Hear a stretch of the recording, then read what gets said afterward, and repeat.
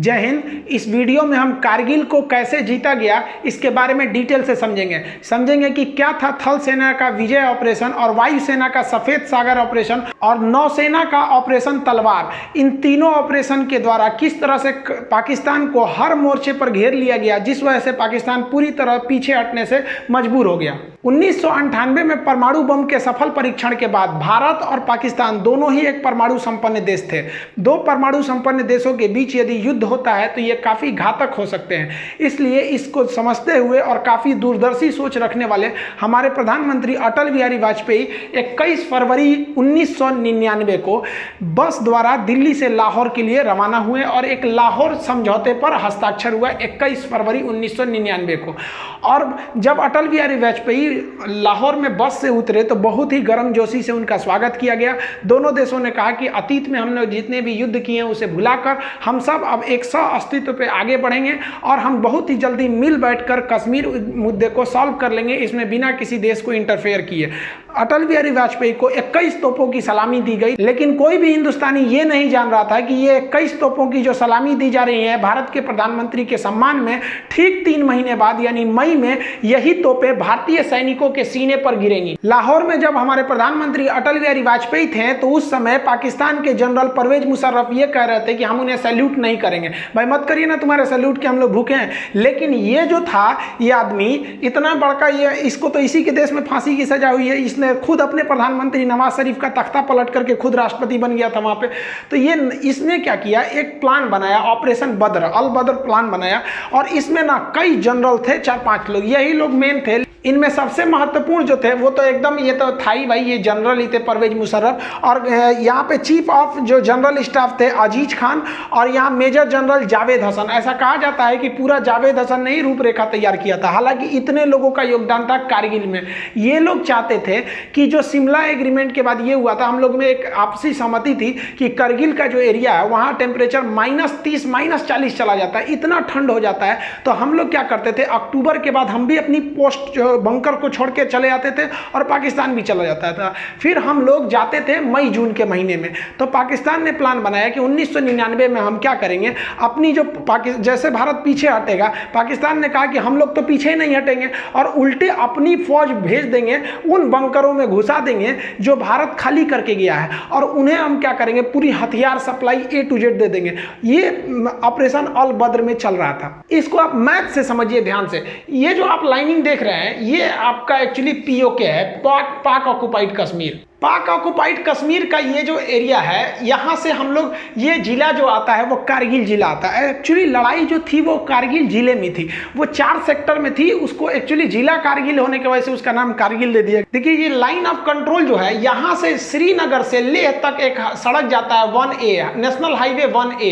अब पाकिस्तान का जो प्लानिंग क्या था कि ये हाईवे को हमको कैसे भी काट देना है। ये हाईवे काटने का 2 मकसद था। एक हाईवे को यहाँ से काट दीजिए और एक एरिया से, ताकि यहां से कोई सियाचिन में ना जा सके।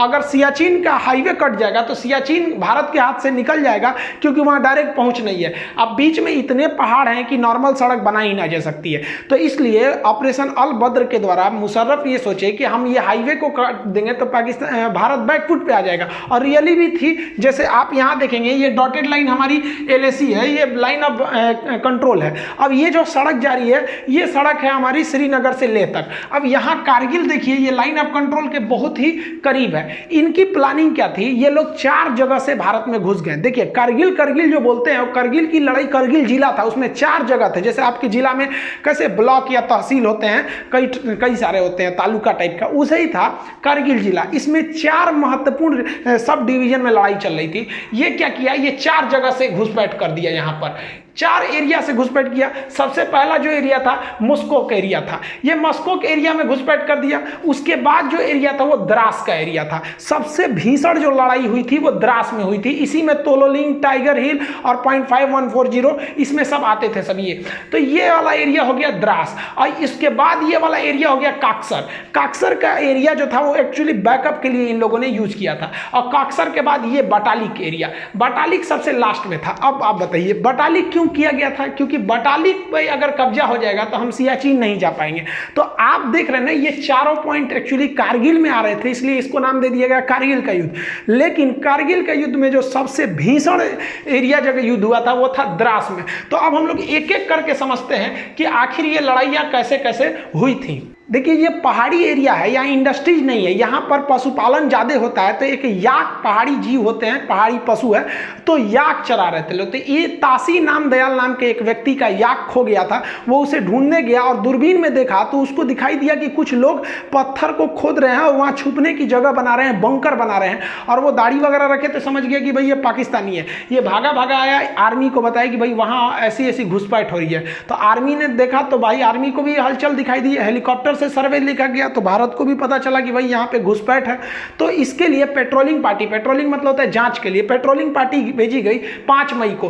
5 मई को भेजा गया पेट्रोलिंग पार्टी में 4 से 5 जवानों को वहां पर घुसपैठी। चारों से एक्चुअली पहाड़ पे आप चढ़ रहे होते हैं, वहां पहले से वो छुप के बैठे होते हैं, तो वो आराम से आपके ऊपर शूट कर सकते हैं। हमारे सैनिकों को उन लोगों ने मार दिया, हमारे सैनिक शहीद हो गए। इसके बाद जो हुआ वो एकदम भयानक हो गया।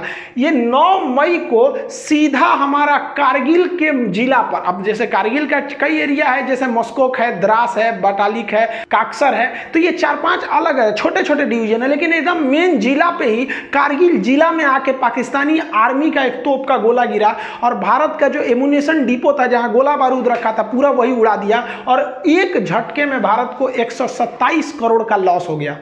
इन सब के होने के बाद भारत को लग रहा था कि ये मामूली घुसपैठी आतंकवादी हैं, लेकिन धीरे धीरे पूरी तरह से साफ होने लगा कि ये आतंकवादी नहीं है। इन आतंकवादियों के पीछे पाकिस्तानी पिल्ले बैठे हुए हैं, उनकी नॉर्दर्न लाइट इन्फेंट्री के जवान बैठे थे। उनके अंदर इतना तो कलेजा नहीं है कि सामने सामने लड़े। अरे साले, मर्द की औलाद हो तो सीधा बोले रहते ना कि मत लौटो। हम लोग जब लौट गए थे ठंड में तो तुम आके वहां बैठ गए थे, उसके बाद वीर बन रहे हो। देखिए एक्चुअली क्या होता है कि जब आप हमला करने जाते हैं तो माना जाता है कि आपकी फौज 3 गुनी होनी चाहिए क्योंकि दुश्मन पहले से बैठा है। लेकिन पहाड़ी लड़ाई में ऐसा माना जाता है कि नहीं, आपको 9 गुना लॉस होगा। एक तो आप चढ़ेंगे, आपको चढ़ाई में दौड़ नहीं सकते हैं खाली मैदान की तरफ, और वो आराम से बैठा हुआ है पहाड़ में, हल्का सा एक मौका कर लेगा, बंदूक निकाल लेगा, आपको दिखेगा नहीं कहां से गोली आ रही है। अब भारत के सामने यही बड़ी समस्या थी, कैसे कैसे हमला किया जाएगा। तो ये टोटल का एरिया देखिए कारगिल है, तो इसमें हम लोग जो देख रहे थे ये वाला एरिया जो है ये मस्कोक है, इसके बाद ये द्रास है। तो मेन जो झमेला था वही वो द्रास में था, क्योंकि द्रास जो है हाईवे के एकदम करीब में भी करीब का एरिया था और यहाँ की जो पहाड़ियां थी वो काफी ऊंची थी, जिससे कि नेशनल हाईवे नंबर 1 पर कौन जा रहा है आराम से देखा जा सकता था। पाकिस्तान इतना डोमिनेंस कर लिया था कि नेशनल हाईवे नंबर 1 पर आप एक स्कूटर नहीं ले जा सकते थे बिना उनके हिसाब से, क्योंकि वो आराम से गोली मार सकते थे, सर पे गोली मारते थे एकदम टिप के वो सब। तो भारत को यहाँ पे बहुत बड़ा डिसएडवांटेज था, ये भारत की इंटेलिजेंस फेलियर थी, ये पूरी तरह से आके इन पहाड़ियों पे बैठ गए। अब ये जो आपका द्रास का एरिया दिख रहा है, ये भले इतना छोटा यहाँ दिख रहा है, अब ये देखिए पूरा का पूरा एरिया द्रास है।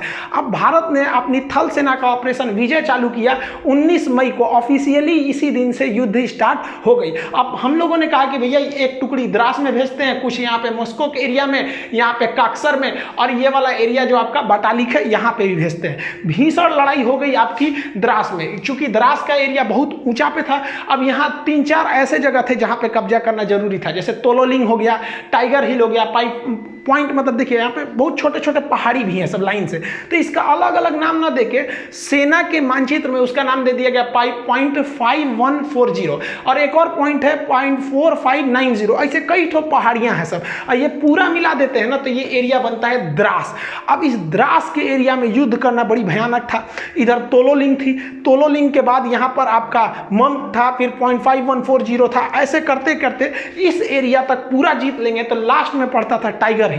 टाइगर हिल बहुत ही ज्यादा हाइट पर था और इन सब पे पाकिस्तानी बैठे हुए थे सब, इतना भीषण एरिया में ये लोग आकर बैठ गए थे। अब भारत को नीचे से जाना था इस एरिया में। जनरल परवेज मुशर्रफ के प्लान के हिसाब से उन लोगों ने भारत के 140 पोस्ट पर कब्जा कर लिया था, बंकर बना लिए थे, और हर पोस्ट में उन्होंने भारी मात्रा में heavy machine gun, mortar, artillery, पीछे से तोप का support, stinger, surface to air missile missile, हर तरह के मिसाइलों से लैस थे और वो लगभग 1500 की संख्या में थे। समस्या ये थी कि यही नहीं समझ में आ रहा था कि वो हमला कहां से कर रहे हैं। ये द्रास का सेक्टर अगर आप देख रहे हैं तो ये वाला जो एरिया है वो टाइगर हिल है। ये सबसे हाइट पे था इस एरिया में टाइगर हिल, लेकिन इसके इधर कई तो 0.5140 थी। यहां पर आपने सुना होगा विक्रम बत्रा, दिल मांगे मोर। तो ये लोग इस एरिया में ना, जो हमारे राजपूताना राइफल थी, ग्रेनेडियर थी, जम्मू कश्मीर राइफल थे, जाट रेजिमेंट के सैनिक थे, गोरखा थे, कई सारे पूरी भारत के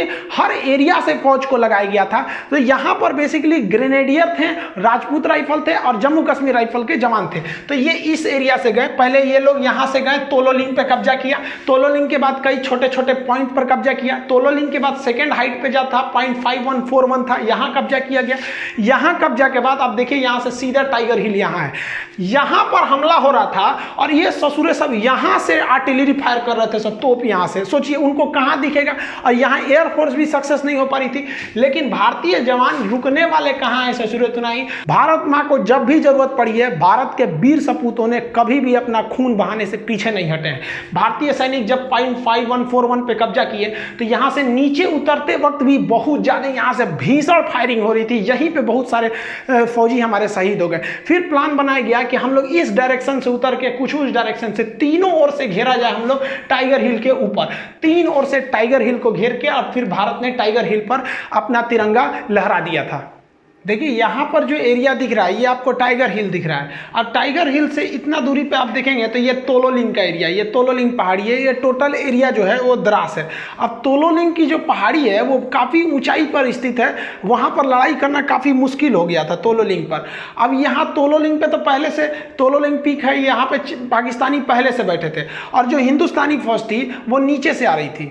अब हिंदुस्तानी फौज नीचे से जब चढ़ रही थी तो ये जो पाकिस्तानी थे इस साइड में अपनी आर्टिलरी गन रखे थे, यहाँ से हमला कर देते थे। तोलोलिंग की ऊंचाई से ये पूरे एरिया पे डोमिनेट करते थे। ये एरिया नीचे होने की वजह से हम लोग जब द्रास से ऊपर चढ़ना चालू किए तोलोलिंग पे तो ये सीधा हमला कर देते थे। फिर भी भारतीय सूरवीरों ने किसी भी तरह इस मुश्किल चोटी के ऊपर चढ़ान किया।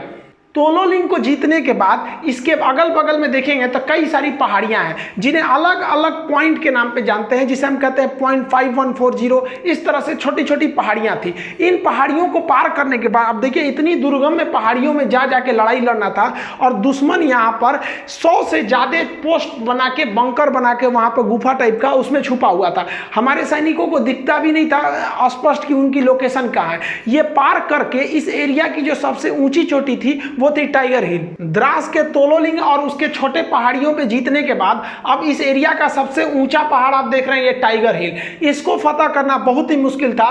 टाइगर हिल पे हमारे जो जम्मू कश्मीर राइफल, जो राजपूताना राइफल रही, हमारी जो ग्रेनेडियर्स, इनकी पोस्ट पहुंची फौज पूरी तरह से। अब ये इतना सीधा चढ़ाई पे और यहाँ से ये लोग टोटल एरिया डोमिनेट कर रहे थे। इस वजह से इंडिया को जो थी कैजुअलिटी ज़्यादा हो गई क्योंकि ये पहाड़ पर वो पहले से छुपे हुए थे। एक तो इतनी ऊंचाई थी। अब आप सोचिए जो कुतुब मीनार है वो 240 यानी लगभग 250 फीट की ऊंचाई पर है और ये लड़ाई चल रही थी 18,000 फीट। आप 250 फीट कुतुब मीनार चढ़िएगा तो थक जाते हैं। ये 18,000 फीट पर दुश्मनों का आमना सामना मुकाबला था। उसमें से चोट्टो पाकिस्तानियों की फौज पीछे से तोप से फायरिंग कर रही थी, इनडायरेक्टली मोटार तोप, हैवी मशीन गन इत्यादि से। और इनको छुपने में एक सहायता होती थी क्योंकि रूल है कि जो ऊंचाई पर रहता है उन्हें युद्ध में ज्यादा फायदा मिलता है। इसीलिए टाइगर हिल को तीन ओर से घेर लिया गया। तीनों ओर से घेरने के बाद जब टाइगर हिल पर कब्जा हुआ तो समझने लगा कि भैया द्रास का एरिया जो है ना अब पूरी तरह से इंडिया के डोमिनेंस में था। लेकिन बाकी बटालिक सेक्टर वगैरह में अभी भी घुसपैठ बनी हुई थी। लेकिन ये टाइगर हिल जीतने के बाद भारतीय सैनिकों का मनोबल भी टाइगर हिल से ज्यादा ऊंचा उठ गया था। करगिल की लड़ाई में सबसे निर्णायक अगर किसी हथियार ने अगर साथ दिया था तो वो बफोर्स तोप ने साथ दिया था। बफोर्स तोप ने इतना भयानक बम्बार्डमेंट किया था कि पाकिस्तानियों को समझ में नहीं आ रहा था कि कहां से ये हमला हो रहा है। आर्टिलरी के जो तोपों थे उसे छुपाकर और इतना जोर से फायरिंग किया गया कि पाकिस्तानियों को संभलने का मौका नहीं मिला। और ये ज़रूरी भी था कुत्तों को अच्छे से धोना ताकि उनको पता चले कि औकात से बढ़ के कोई काम नहीं करना चाहिए। जब धोया गया उनके पहाड़ियों पर जहाँ छुपे थे तो उनको भागने का मौका नहीं मिला और उनकी लाशें इतनी बुरी तरह थी कि पाकिस्तान उन लाशों को लेने से मना कर दिया था। हमारी आर्टिलरी ने जो एक्यूरेट हमला जो करना चालू किया ये बहुत ज़्यादा मदद किया भारतीय सेनाओं को वहाँ पर बढ़त बनाने के लिए। जबकि आपको याद होगा तो जब राजीव गांधी की सरकार थी तो इनको बहुत सारे इल्जाम लगाए गए थे कि बफोर्स में घोटाला हुआ है, क्या हुआ है। लेकिन जब युद्ध के मैदान में जब बफोर्स अपने रियल मैदान में उतरा तो जितने विरोधी थे जो ये बोल रहे थे कि राजीव गांधी ने घोटाला किया है, उन लोग का एकदम मुंह बंद हो गया, क्योंकि ये एकदम पिन पॉइंट निशाना मारता था, एकदम टीप के। और जबकि पाकिस्तानी को समझ में नहीं आता सोचा मार कैसे रहा है। हम किसी अलग वीडियो में आपको बता देंगे कि तोप से कैसे निशाना बनाया जाता है। एक्चुअली उसके लिए 8 फिगर आर्टिलरी निकाली जाती है 4 फिगर के हिसाब से, तो वो 4 फिगर 8 फिगर के हिसाब से इसको निकाल के मारा जाता है। 40 किलोमीटर रेंज होता है, 40 किलोमीटर तो दिखता भी नहीं है, ये फिगर के हिसाब से मारा जाता है, नक्शा के हिसाब से। वैसे ही हमारे यहाँ राफेल खराब है, राफेल खराब है। अभी चाइना से युद्ध हो जाएगा तो सबको समझ में आ जाएगा कि राफेल क्या है। तो हमारे यहाँ ना देखिए भाई, किसी की भी सरकार रही, विपक्ष में बैठे हो तो मतलब सरकार को गरियाओ, एक तरह से कह लीजिए। तो ये हमारे पॉलिटिक्स का एक परंपरा है कि विपक्ष में बैठे हो तो सरकार को गरियाओ। उस वक्त बफोर्स के लिए आप राजीव गांधी को गरिया रहे थे, अभी आप राफेल के लिए नरेंद्र मोदी को गरियाओ। तो आप ये नहीं कह सकते कि गाली किसी एक पार्टी ने सुना है, यहाँ सब पार्टी गाली सुनती है, भले वो कुछ भी करे। आर्टिलरी गन के बाद वायुसेना ने भी अपना ऑपरेशन सफेद सागर चालू कर दिया। 26 मई 1999 को ऑपरेशन सफेद सागर को ऑफिशियली लॉन्च कर दिया गया और इसके लिए भारतीय वायुसेना ने अगले ही दिन यानी 27 मई को, ये भारतीय वायुसेना के लिए बहुत खराब दिन एक तरह से कह सकते हैं, तो क्योंकि यह इस वक्त भारतीय वायुसेना को कई सारे झटके लगे। उन्होंने अपना मिग 27 विमान को उड़ाया जो वहां पे पहाड़ी क्षेत्र में गया और इसमें टेक्निकली खराबी आ गई थी। ये हालांकि पाकिस्तानी कहते हैं कि उन्हें मारकर गिरा दिया गया था। टेक्निकली खराबी आने की वजह से इसके जो पायलट थे नचिकेता, वो क्या किए, पैराशूट से ड्रॉप किए और गलती से उनका पैराशूट जो है लाइन ऑफ कंट्रोल के उस साइड गिर गया, पाकिस्तान साइड में। बाद में पाकिस्तान ने भारत के दबाव में लौटा दिया, जैसे अभिनंदन जी के साथ मामला हुआ था। लेकिन तब तक ये तो बात का मैटर है कि जब लौटाया था, लेकिन उस वक्त तो कुछ ही को पता ही नहीं चल रही थी 27 मई को कि कहाँ गए, इनका कोई रडार से सिग्नल भी गायब हो गया था। तो इनके पीछे निकले थे मिग 21 लेके अजय अहलुवालिया।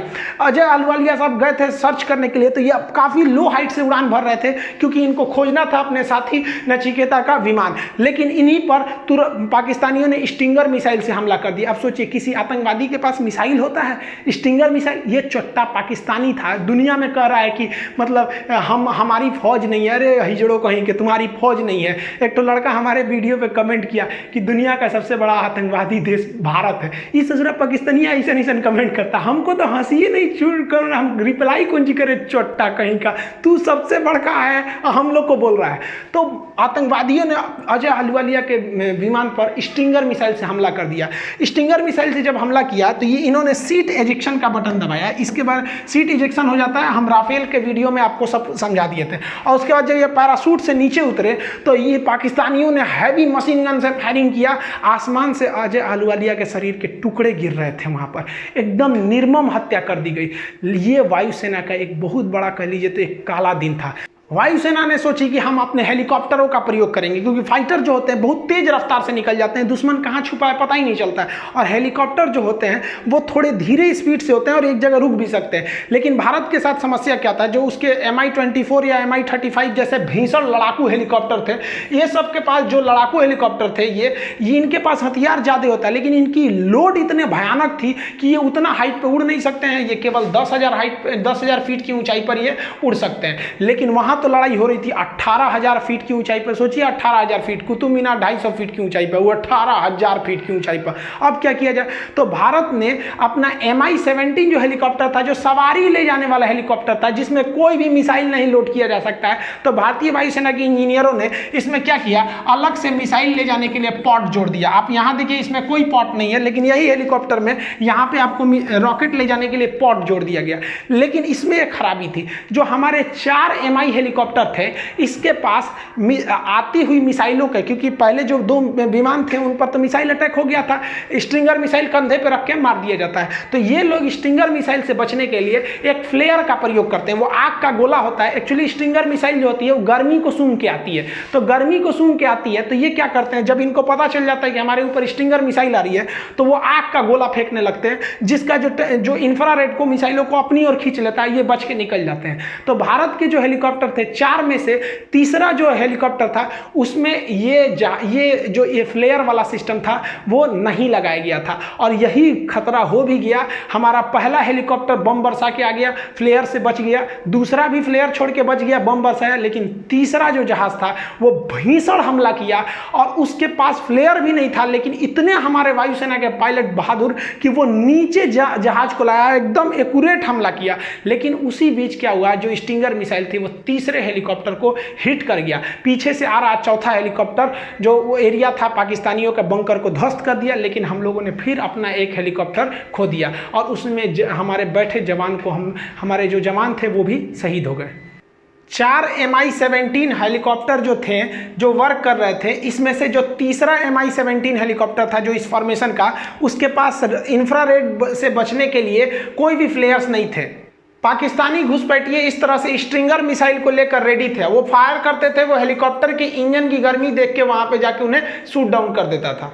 भारत ने अपनी स्ट्रेटजी को पूरी तरह से चेंज कर दिया। भारत ने अपना फ्रांस निर्मित जहाज को लगाया जिसका नाम था मिराज 2000। एक्चुअली पाकिस्तान इस जहाज को खरीदने से इनकार कर दिया था, कहा था कि भैया बहुत बड़ा साइज का जहाज, हम इसको नहीं लेंगे, और भारत सरकार ने इस मिराज जहाज को वायुसेना ने लगाया।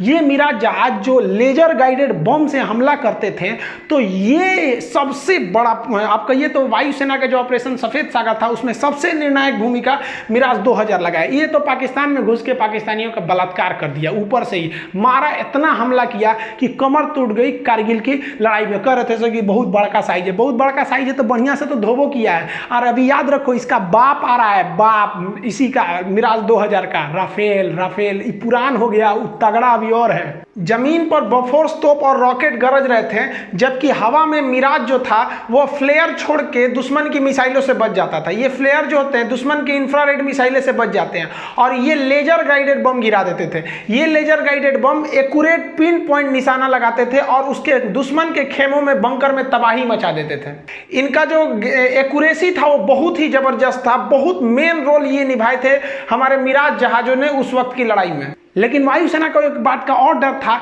कि 1965 की लड़ाई में हम लोगों ने एक छोटा सा हमला किया था, जिसके बदले में पाकिस्तानी वायुसेना ने भीषण हमला कर दिया।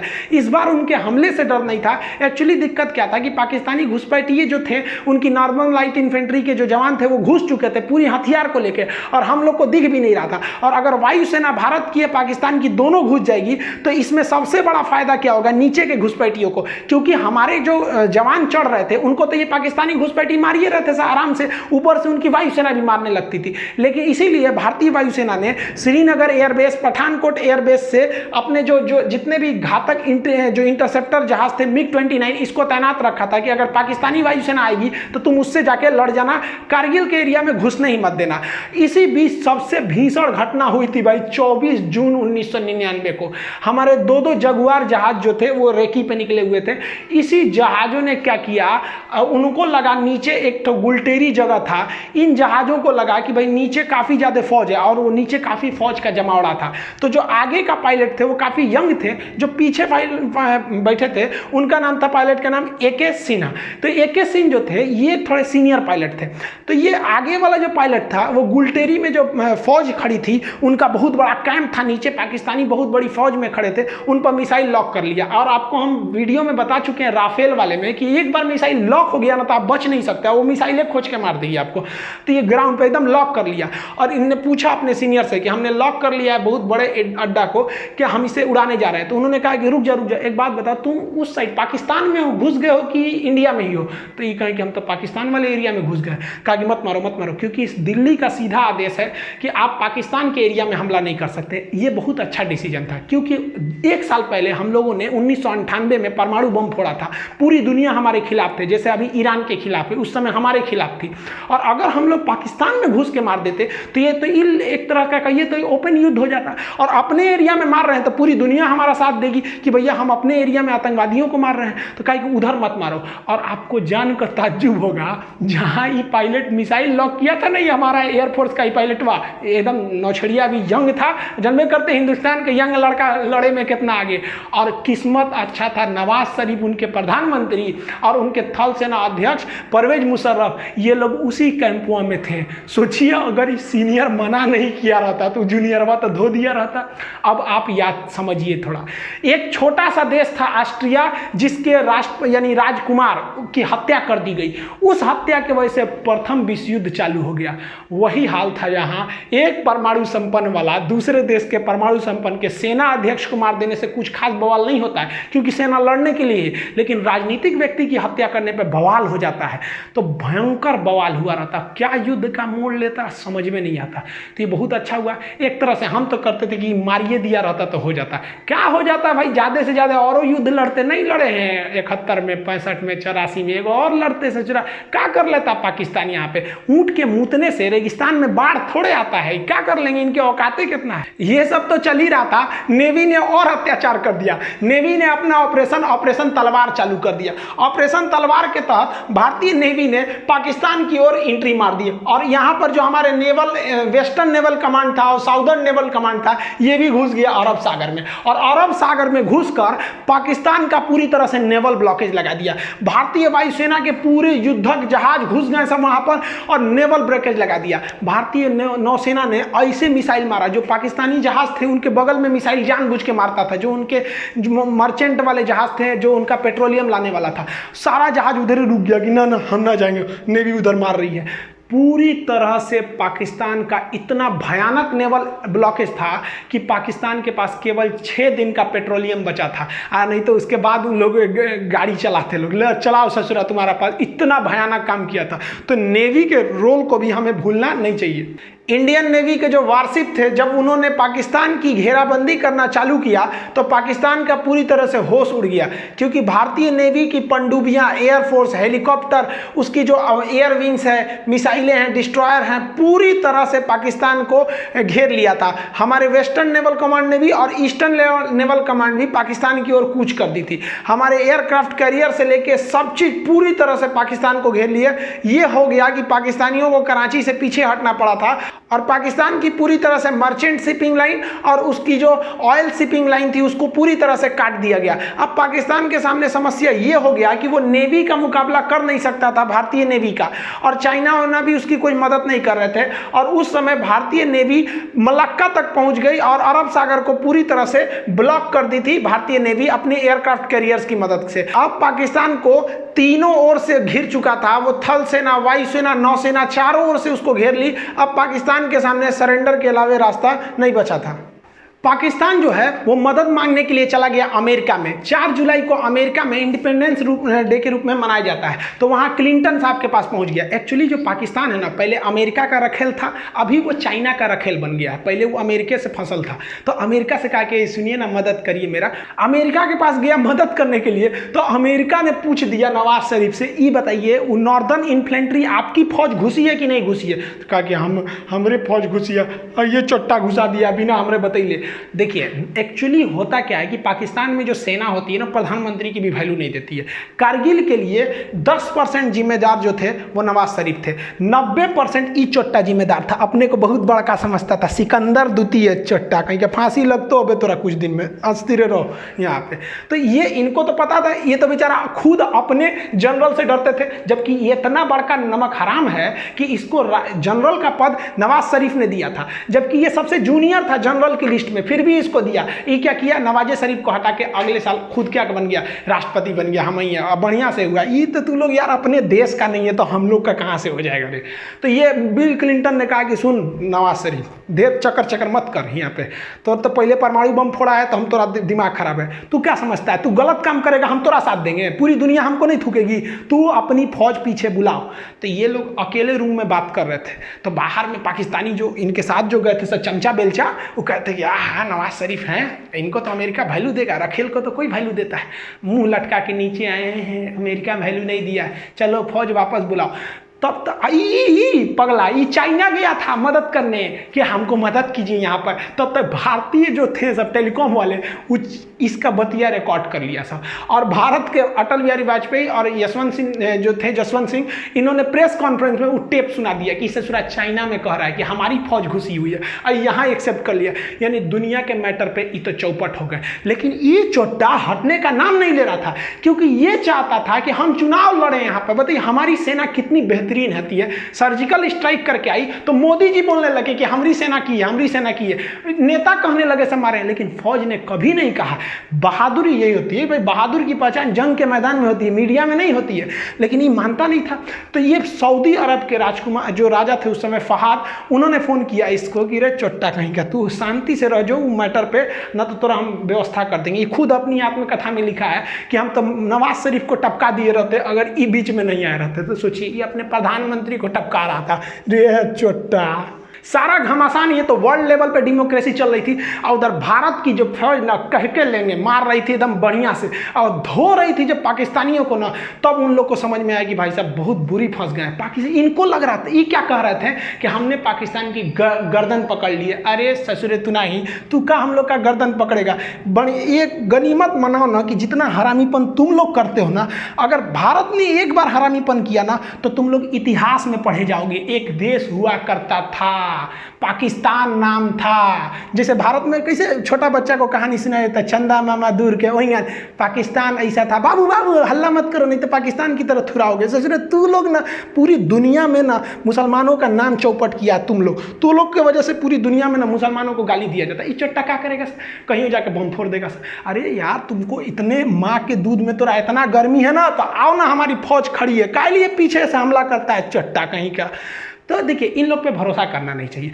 14 जुलाई तक पाकिस्तान के जितने हिजड़े घुसे थे उन सारे हरामियों को भारतीय सेना ने मार दिया, और राजनीतिक रूप से अटल बिहारी वाजपेयी ने घोषणा कर दिया कि पाकिस्तान ने हमारे पीठ पर खंजर मारा था, हम उसके सीने पे गोली मारे हैं। ये देखने में व्यक्ति बूढ़ा था, इनको कम मत समझिएगा, बुढ़ापा में परमाणु परीक्षण करने वाला प्रधानमंत्री हमारे अटल बिहारी वाजपेयी। हम उन खुश नसीबों में से हैं जिन्होंने प्रधानमंत्री के रूप में अटल बिहारी वाजपेयी और उसी समय राष्ट्रपति के रूप में एपीजे अब्दुल कलाम को देखा है। ये नसीब अब किसी को नहीं होगा जो एक साथ इतना योग्य राष्ट्रपति और इतना योग्य प्रधानमंत्री देखने को मिले। अब ये नसीब किसी को नहीं होने वाला है जो दो बड़े नेता इतने योग्य हो जाए। इन्होंने कह दिया 14 जुलाई को कि भैया ये ऑपरेशन हमारा विजय सक्सेस हो गया, लेकिन आर्मी ने कहा कि ना ना भाई सब पे भरोसा करना, ये पाकिस्तानियन पे नहीं। अब सेना ने एक एक करके घूमना चालू किया, कहाँ कहाँ पाकिस्तानी छुपे हैं सब। तो पूरी तरह से 26 जुलाई को सेना ने कहा कि एक को कुत्ता नहीं बचा है।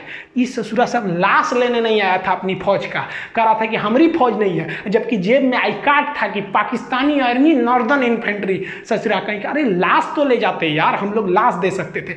भारतीय सेना की बहादुरी देखिए। पाकिस्तानियों ने जब 14 मई को हमारे पेट्रोलिंग पे गए कैप्टन सौरभ कालिया को पकड़ा था, चारों ओर से घेर लिया था, तो इन पर इतनी यातनाएं दिया था ना, इनके आंख निकाल लिए थे, इनके होंठ और जीभ काट लिए थे, कान काट लिए थे सब, नाखून निकाल लिए थे सब, इनके कपड़े उतार कर इनके गुप्तांगों को काट लिया गया था, इनके लाश के टुकड़े करके बोरा में भर के फेंक दिया गया था। इन हरामी पाकिस्तानियों ने इतना गलत काम किया जो युद्ध इतिहास में कभी ऐसा नहीं है, युद्ध के नियम में नहीं है ऐसा। जबकि भारतीय सेना जब अपना सर्च ऑपरेशन कर रही थी, जो कुछ पाकिस्तानी जो थे मर गए थे, कुछ घायल थे, जो अपने आखिरी सांसें ले रहे थे, उन्हें इज्जत से पानी पिलाया, उन्हें इज्जत से दफनाया। उन्हें पहले पाकिस्तान को कहा कि आप अपनी फौज को ले जाइए, नहीं ले गया तो उन्हें इज्जत से दफनाया गया था। ये फर्क होता है एक जानवर और एक इंसान में। हम सबको ये फर्क बना के रखना होगा, तभी अलग पहचान है। हम जब भी हिंदुस्तानी अगर विदेश में जाते हैं तो इज्जत के नज़र से देखे जाते हैं, और ये पाकिस्तानी जब भी जाएंगे शक के नज़र से देखा जाएगा। 4 बार सिक्योरिटी जांच होगा कि चोट्टा बम लेके तो नहीं आया। ये इंसानियत बरकरार रहना है। दुश्मनी की आड़ में हमें पाकिस्तान से बेहतर बनना है, न कि पाकिस्तान से खराब बनना है। ये इंसानियत हमारी सेना की बरकरार रहनी चाहिए, जो उनके अंदर कूट कूट के भरा है। इस लड़ाई में घाटा क्या हुआ? पाकिस्तान के कई सैनिक मारे गए, अमेरिका से उनका रिश्ता खराब हुआ, पूरी दुनिया का पाकिस्तान के ऊपर से फेथ खत्म हुआ, पूरी दुनिया को लग गया कि ये जम्मू कश्मीर और सियाचिन पर रास्ता रोकना चाहते थे, तो क्या रोकेगा हम लोग का? इन लोग की डिप्लोमेसी फेलियर हो गई, और सबसे बड़ा जो घाटा लगा इन लोग को, वो इनके आर्मी में कोऑर्डिनेशन ही नहीं था। इनके वायुसेना को पता ही नहीं था, नौसेना को पता नहीं था कि कारगिल में युद्ध होने वाला है। ये तो ससुरा है बस इसका मन बढ़ ही था, ये कर दिया। लेकिन भारत की अगर बात करेंगे तो भारत के साथ भी कई समस्याएं थी। पहला कि भारत के लिए वेदर एकदम खराब था, मौसम पूरी तरह खराब था, हाइट इतनी ज़्यादा थी कि हम लोग हाइट पे चढ़ रहे थे तो हाइट की वजह से प्रॉब्लम हम लोग को फेस हो रहा था युद्ध के वक्त में, और ऑक्सीजन वहाँ कम हो जा रहा था, और हम लोग तो रेडी ही नहीं थे लड़ाई के लिए। और अचानक हो गया, कौन रेडी रहेगा भैया? फरवरी में हम लोग मिलने गए, हमारे राष्ट्रपति हमारे अटल बिहारी वाजपेयी वहाँ वहाँ जाके प्रधानमंत्री से गले मिल लें, हमको क्या पता तुम खंजर घोंप देगा यहाँ पे।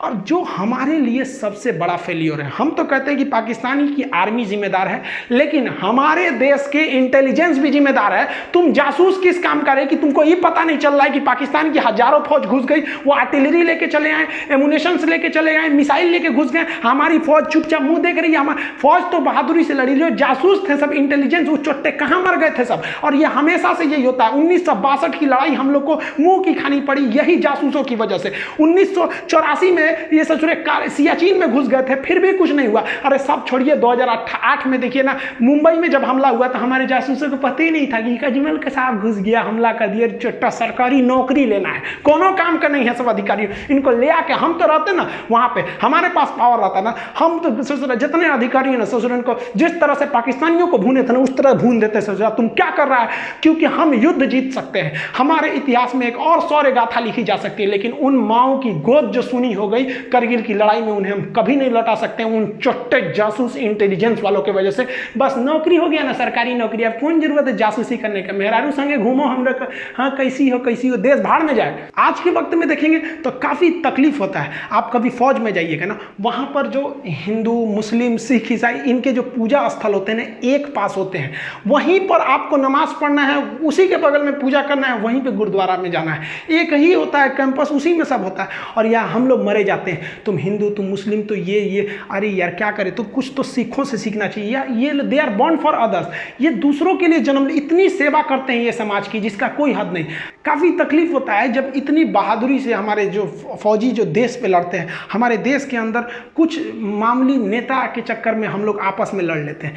हम एक बात बताइए, मेरा ये वाला हाथ काटिए या ये हाथ काटिए, तकलीफ तो हमें होगी ना। तो हिंदुस्तान के किसी भी धर्म का व्यक्ति मरे, तकलीफ तो भारत माँ को होगी। हमें इस बार काफ़ी तकलीफ हुआ। एक्चुअली हम 6 जुलाई को हम पटना गए हुए थे, तो जैसे पटना में एंट्री किए ना तो वहाँ चेक पोस्ट चल रहा था, तो मेरी चेकिंग वगैरह थी, तो हमको भी चेकिंग हुआ, तो मेरा सब कुछ था, ड्राइविंग लाइसेंस वगैरह। एक फौजी भाई का कोई नॉर्मल सा कोई पेपर था जो छूट गया था, तो फौजी वो कह रहा था पुलिस वाले से कि मेरा केवल पेपर छूट गया है, आप हमको जाने दीजिए, हम यहीं के रहने वाले हैं।